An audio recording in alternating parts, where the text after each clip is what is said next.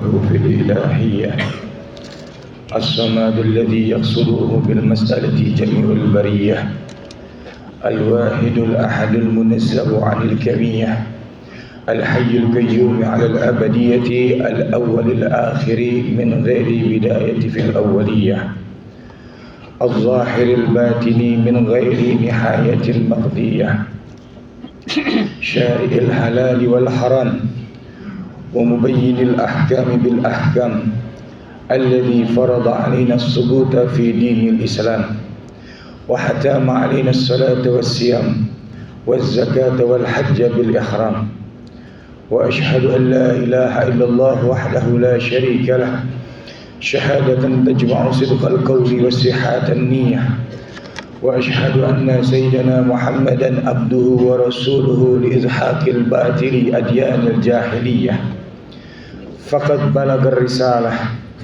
وماح الضلالة ونصح الأمة وعزل الظلمة بأسرار الأنوار الجلالة وأحسن السيارة السنية اللهم فصل وسلم على سيدنا محمد النبي الكريم وعلى آله وصحبه أفضل الصلاة وأكمل التحية أما بعد فيا أيها الحاضرون أوصيكم ونفسي المذنبة بتقوى الله فقد فاز المتقون تقوى إله العالمين فإنه عز وحزن في الدنيا والمرجع فيها غنى دارين فاستمسك بها والزم تنل ما تستحيه وتدعي.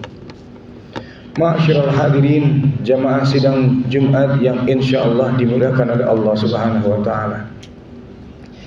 Dari atas mimbar yang insyaallah dipenuhi dengan keberkahan ini, khatib berwasiat khususnya kepada diri khatib sendiri dan umumnya kepada hadirin sekalian agar senantiasa kita meningkatkan iman dan takwa kita kepada Allah Subhanahu wa taala.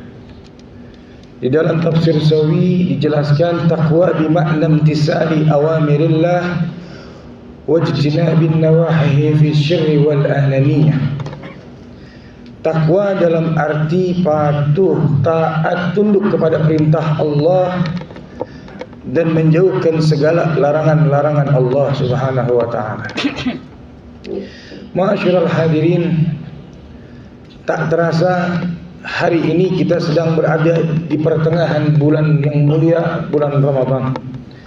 Berkata para ulama bahwa di pertengahan bulan Ramadan yang telah lalu biarlah berlalu. Yang di waktu mendatang adalah waktu emas kita. Bisa jadi tahun ini adalah tahun terakhir kita berpuasa. Patutlah kita memuji Allah Subhanahu wa taala yang sampai hari ini Allah Subhanahu wa taala mengizinkan kita berbuka di alam dunia, puasa di alam dunia, dan kita berkumpul untuk memenuhi panggilan salat Jumat dan berpuasa agar kita menjadi golongan orang-orang yang bertakwa.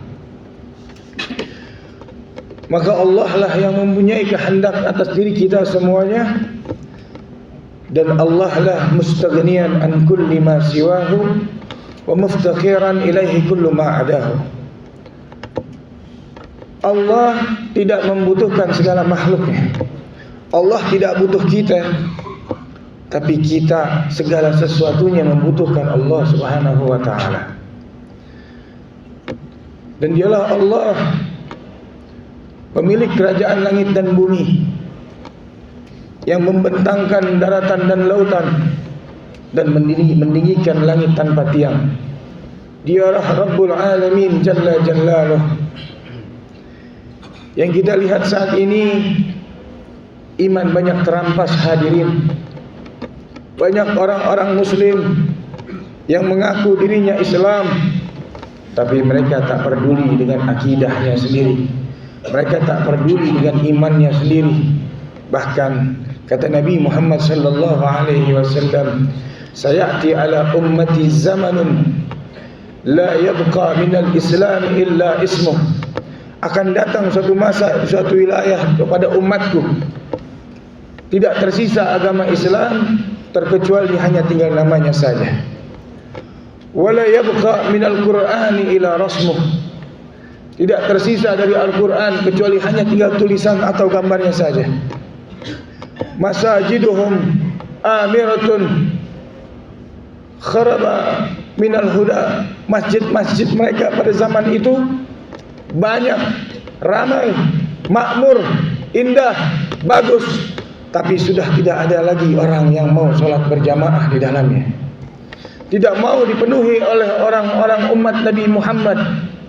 Seandainya hari ini Nabi Muhammad dihidupkan kembali oleh Allah Subhanahu wa taala, dia akan memandang dari barat dan timur, siapa umatku yang masih peduli dengan agama ini. Patutlah kita bersalawat kepada Rasul sallallahu alaihi wasallam beserta para sahabat dan keluarganya dan umatnya hingga akhir zaman. Dan Allah menghadiahkan kita satu bulan yang mulia, yaitu bulan suci Ramadan. Allah berfirman di dalam Al-Quran yang karim, yang agung, yang mulia, yaitu surat Al-Baqarah ayat 183. Allah berfirman, Bismillahirrahmanirrahim, Ya ayyuhalladzina amanu kutiba alaikumus siyamu kama kutiba alal ladzina min qablikum la'allakum tattaqun. Tentulah ayat ini sering kita dengar, tentulah ayat ini sering kita telaah. Tapi hadirin, tidak semua orang tahu makna dari ayat ini, saudara. Bahwa Allah Subhanahu wa taala memulai dengan kalimat harfun nida. Ya ayyuhalladzina amanu. Ya-nya itu harfun nida, panggilan universal. Dipanggil Allah Subhanahu wa taala buat orang-orang yang imannya menengah, imannya sedikit ataupun imannya kuat. Allah panggil semuanya dengan kalimat, wahai orang-orang yang masih memiliki iman, atau wahai orang-orang yang masih mengaku dirinya beriman kepada Allah Subhanahu wa taala. Itu makna ya ayyuhalladzina amanu. Dan Allah Subhanahu wa taala khusus di bulan puasa, perintah puasa ini yang biasanya Allah Subhanahu wa taala perintahkan ibadah dengan kalimat fi'il amr. Fi'il amr itu adalah kalimat perintah langsung, yang contohnya adalah tatkala Allah memerintahkan salat, iqamus shalah, maka Allah perintahkan, maka dirikanlah salat. Cara kerjanya Allah taala perintahkan secara langsung kepada hamba-hambanya. Dan begitu juga zakat. Wa ita'uz zakat, maka itu adalah golongan fi'il amr, perintah dari Allah Subhanahu wa taala. Tapi khusus puasa, Allah Subhanahu wa taala menggunakan kata kutiba bermakna fi'il madi. Apa maknanya? Para ulama mengatakan, hadirin, setiap perintah yang didahului dengan kalimat kutiba adalah kalimat perintah yang teramat berat. Di mana beratnya? Di mana beratnya puasa? Padahal puasa itu mudah sekali mungkin. Bagi anak-anak kecil mungkin bisa untuk dilakukan. Menahan lapar dan dahaga saja, mungkin itu mudah. Tapi bukan itu, saudara. Kata Rasul sallallahu alaihi wasallam, "Ka min sha'imin laisa lahu min siyamuhu illa al-ju' wal 'atash." Berapa banyak orang-orang yang berpuasa hanya merasakan lapar dan haus saja. Ternyata betul tidak mudah, saudara.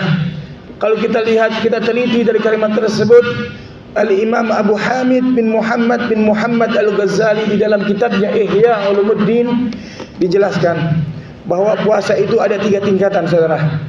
Yang pertama adalah shaumul umum, atau puasanya orang-orang awam, yaitu puasanya hanya menahan lapar dan haus saja, dan menahan hubungan suami istri bagi yang halal pada siang harinya.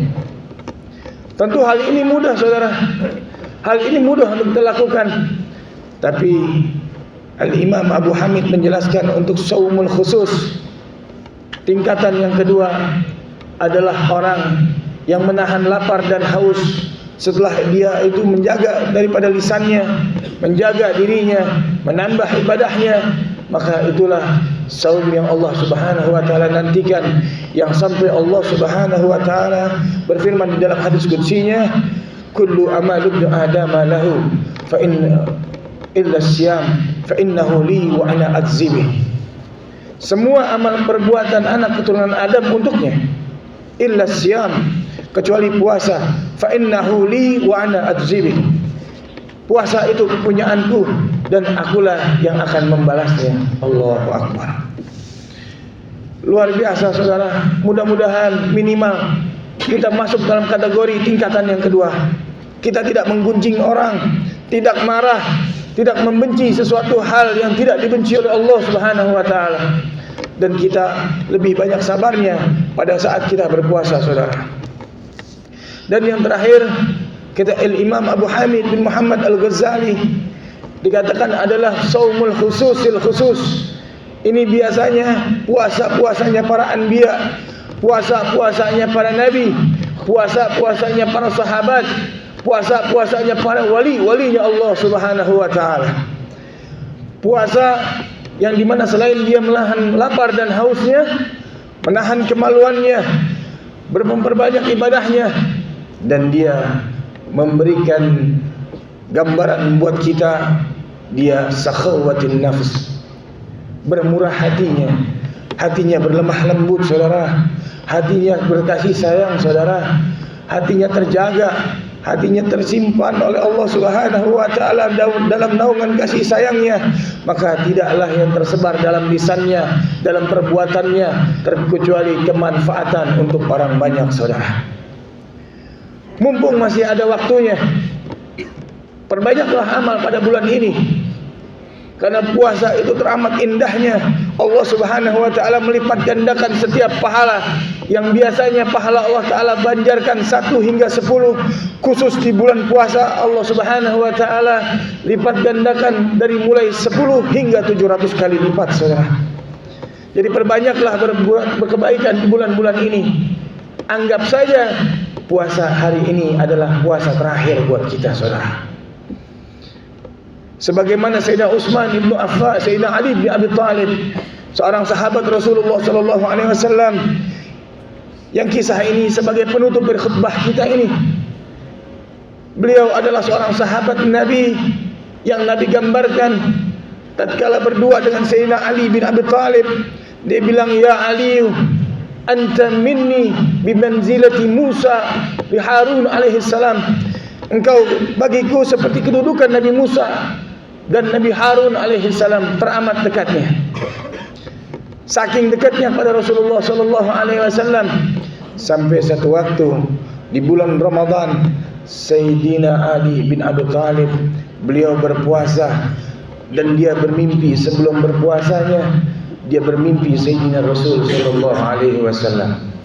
Dia berkata, Sayyidina Nabi dalam mimpi Sayyidina Ali karamallahu wajhah, ya Ali, wahai Ali, hari ini engkau berpuasa, nanti engkau berbuka bersamaku di dalam syurganya Allah Subhanahu wa taala. Benar saja, Sayyidina Ali karamallahu wajhah, tatkala dia berpuasa, dia ditikam oleh seorang yang benci dengannya, namanya Ibnu Muljam. Dia dibunuh. Allahu akbar.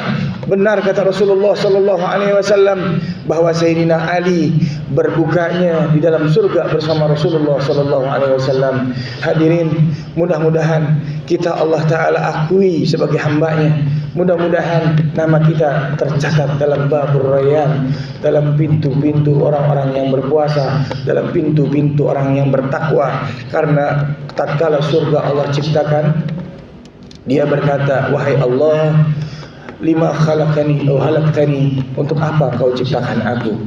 Maka kita orang yang berpuasa, kata Allah di dalam ayat tersebut, ayat Al-Baqarah 183, orang yang berpuasa sempurnakan puasanya dengan baik dan ilmunya dengan benar, maka dia termasuk golongan orang-orang yang bertakwa.